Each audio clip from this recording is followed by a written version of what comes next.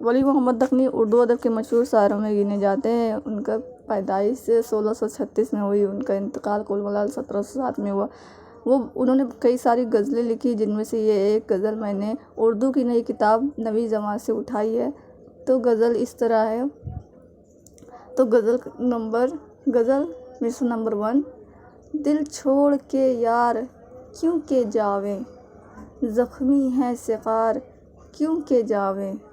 मिसर number 2।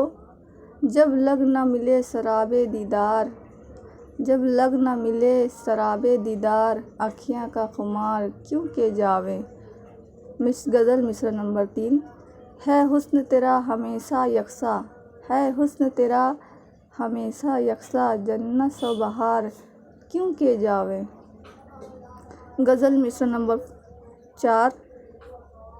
अंजुआ के अगर मर्द ना होवे, अंजुआ के अगर मर्द ना होवे, मुझ दिल का गुबार क्यों के जावे। ये वर्ड मीनिंग है, जो गज़ल में अल्फाज आए हैं, मुश्किल अल्फाज आए हैं, उनके माने हैं। क्यों के होता है, क्यों के माने होती है क्यों कर।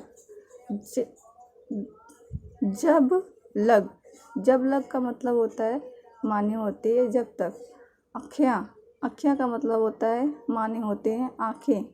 खुमार की माने होते हैं शराब की तलब, शराब की चाह। अंजुआ